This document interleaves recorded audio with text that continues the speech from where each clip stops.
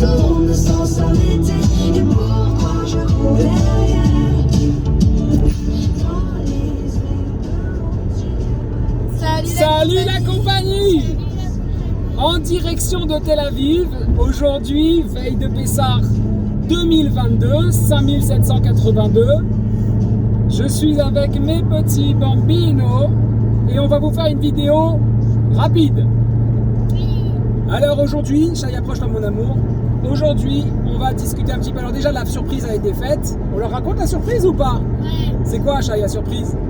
que t'as déménagé Oui, j'ai déménagé, mon cœur. à Netanya. J'ai déménagé à côté des enfants, puisqu'ils me l'ont demandé depuis pas mal de temps. Et bon, bah j'ai pris sur moi, j'ai fait un petit Pessah en avance. Hein. Et bon, on va voir comment ça se passe. Et qu'est-ce que tu m'as dit, Chaya, quand je suis arrivé dans la maison, à part pleurer, qu'est-ce que tu as fait? C'était un rêve qui se réalise. C'est un rêve qui se réalise. Donc du coup, j'ai eu confirmation que c'était une bonne chose. Alors, ce soir, c'est Pessah. C'est une fête un peu particulière. Déjà, c'est une fête que Chaya, il aime pas.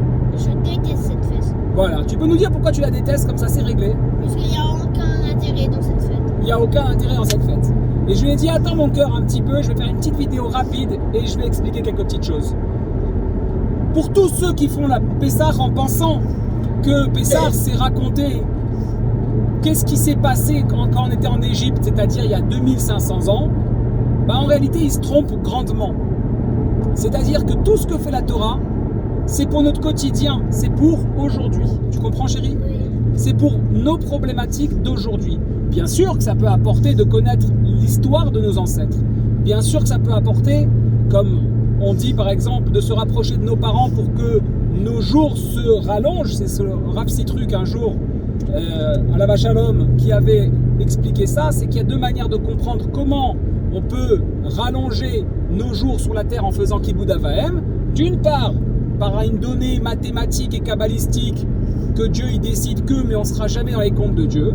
Et d'autre part, quand on se rapproche de nos aînés, encore plus à fortiori de nos parents, eh ben, ils nous révèlent un peu leur vie, ils nous racontent, on se rapproche, ils nous racontent leurs secrets. Et grâce à ça, on gagne en expérience. Donc c'est sûr que même apprendre de l'histoire qui s'est passée de nos ancêtres, c'est une bonne chose. Mais ça ne peut pas s'arrêter là. En réalité, il faut comprendre que, comme on a vu nous à travers nos vidéos, il y a l'union qui se présente dans notre corps. L'union de la... Neshama. Parle fort. Neshama. De la Neshama et du Gouf. L'union avec Dieu et nous. et l'union avec les autres. Les autres. D'accord? Donc, qu'est-ce qui se présente? En réalité, au quotidien, Kadosh Baruch Hu, avec les premières louchot, il a voulu nous l'expliquer. Il a voulu nous montrer à quel point on était puissant. Qu'à partir du moment où on arrive à avoir cette triple union, dont l'union du Gouf et de la Neshama, c'est de la folie ce qui se passe. Et pourquoi on raconte ce qui se passe en Égypte d'abord pour nous aider? Même parce que les Bnei Israël, ils étaient avadim haïnou les paro b'mitzraïm, ils étaient des esclaves. Ils n'avaient pas conscience de tout ce qui pouvait se passer. Ils n'avaient pas conscience de la puissance qui était en eux.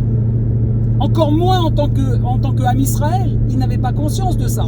Et en plus de ça, comme on avait vu dans le passé, les Mitzraïm, les Égyptiens, ils avaient mis en place un système où les Bnei Israël, ils profitaient de la matérialité, ils profitaient du vin égyptien, ils profitaient des femmes égyptiennes, ils profitaient de la viande, ils profitaient de tous les conforts de l'Égypte.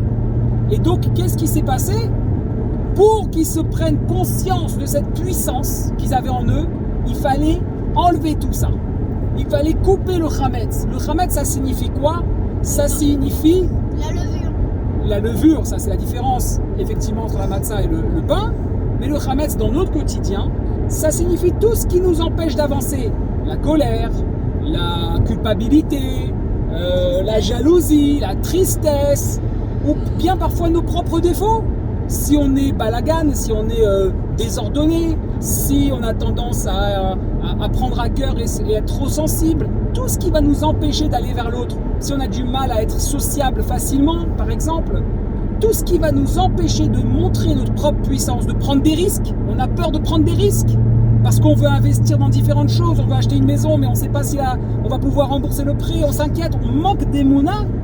Akadosh Baruch Hu, il nous dit attention, quand tu vas t'unir à toi-même, t'unir à ta neshama, tu vas découvrir un niveau supérieur. Et qu'est-ce que tu fais à ce moment-là? Tu dois enlever le chametz. Tu dois dois voir qu'est-ce qui se passe quand tu vas traverser le désert. Et donc les Israéliens sont sortis et ils se sont habitués à rien en fait. Qu'est-ce qui se passe dès qu'ils sortent d'Égypte? Ils disent à Dieu, mais qu'est-ce qui se passe? Oh, elle est où? On n'a pas à manger, on veut retourner en Égypte. On n'a pas. Et Dieu il donne la manne. Il leur donne un peu de choses, mais il leur donne pas de la nourriture normale. Il leur donne une nourriture presque spirituelle. La manne c'était miraculeux. Si tu le gardais plus, c'était vraiment pour t'apprendre que si t'as pas Emouna, tu peux pas. Parce Exactement. Que tu dis, ah non, mais j'ai pas assez pour ma famille. Tu prends un peu plus. Il de nous ton a voisin, entraînés. Ça périme, il y a le Exactement. qui sort. Un oiseau, quand il est dans la rue, il n'est pas en train de se dire le matin en se levant, oh, il faut que je voie combien je vais avoir à manger. Est-ce que je vais manger aujourd'hui? Je suis Il inquiet. va mourir, il se dit rien. Il se dit rien, il y va. Et on doit prendre aussi parfois exemple là-dedans.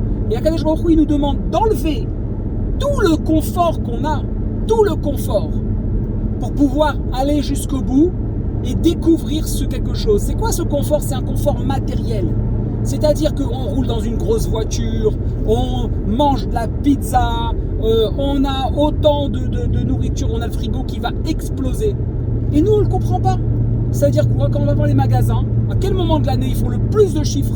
C'est à ce moment qu'on reçoit la sorte de on a maladie besoin là. La tsaraat? Ouais. Non, là tu mélanges un peu mon chéri. Bah si, quand on est dans la matérialité. Ah non, on avait dit que c'était la cause de la tsaraat, c'était la shonara, L'erreur. et le fait de prendre des choses avec Gahava, effectivement, il y avait un peu ça. Tu as un petit peu raison, effectivement, je vois d'où tu viens de faire le lien. Mais on n'est pas sur le sujet. Maintenant, restons dans notre sujet. D'accord? Donc, Akadosh Baruch Hu, il veut vraiment qu'on puisse effacer. Et qu'est-ce qui se passe? Les gens, à quel moment ils achètent une tonne à nourriture, cacher les Pessar, bien sûr, à Pessar. Donc en réalité, le inyan même de Pessar, de se dire je me détache de la matière pour aller voir, tiens, qu'est-ce qui peut se passer dans ma vie si je suis pas là, je suis pas tout de suite collé à ce que j'ai l'habitude. Si au lieu d'avoir, je sais pas moi, de la brioche le matin, ah bah tiens, il y a une brioche à la farine de pommes de terre, à la fécule de pommes de terre, c'est caché à l'épaisseur, je peux la prendre. Ou bien il y a ci et ça, c'est caché à l'épaisseur, je peux le prendre. Je vais faire de la pizza caché à l'épaisseur. Mais d'accord, c'est moutard, il n'y a aucun issour. Mais est-ce que tu es allé chercher plus loin? Est-ce que tu es allé te dire, bien sûr que je peux dire de mon voisin, oh c'est un crétin, de toute façon il a un chien qui aboie toute la journée, j'en peux plus, il a tort. Mais oui, il a tort. Mais est-ce que je peux en faire mon meilleur ami? Est-ce que je peux retourner la situation pour que ma gava soit effacée et que je découvre quelque chose de plus fort? C'est sûr que cet homme, il va peut-être m'apporter des choses incroyables dans ma vie. Parce que chacun, il apporte quelque chose. Il vaut mieux se faire un ami qu'un ennemi. Bien sûr, il vaut mieux se faire un ami qu'un ennemi. Chazak. Mais est-ce que maintenant, le fait que qu'il soit mon ami, demain, je fasse ça, non seulement il faut que je fasse l'union de l'autre, mais en plus, il faut d'abord que je fasse l'union de moi-même. C'est-à-dire qu'il faut que j'enlève ma gava pour que je puisse accepter que ça se passe comme ça.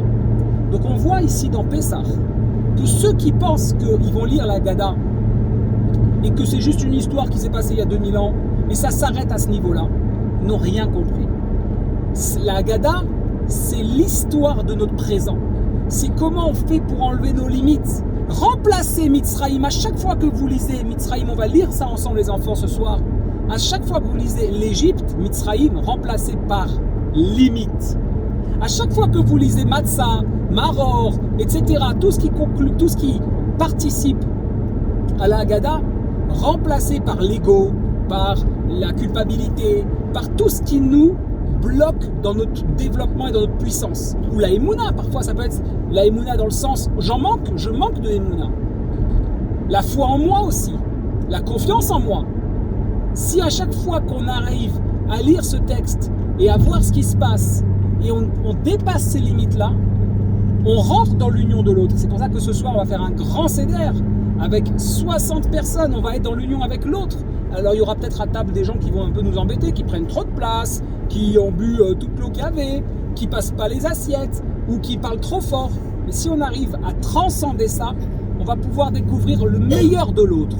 Si on est capable de découvrir le meilleur de l'autre, on est capable de découvrir le meilleur de nous-mêmes. J'ai rien compris. Alors celle-là, elle est exceptionnelle. Est-ce que tu as écouté? Non. T'as pas écouté? T'étais pas avec moi dans cette vidéo, 9 minutes 43, tu crois que je vais recommencer maintenant? Bah, je suis fatiguée. Ah, t'es fatigué. Alors oui, tu vas faire une sieste en arrivant. On arrive, on a organisé un grand seder à Tel Aviv. Et on a pris un petit hôtel à côté. Comme ça, on va pouvoir faire une bonne sieste et être opérationnel pour le CEDER. Et je t'expliquerai encore tout ce soir pendant le CEDER, ok? Ouais. Shabbat shalom tout le monde. Shabbat shalom. Ah, c'est ça ce que sur les salaires aussi. Il a tout compris. Shabbat shalom.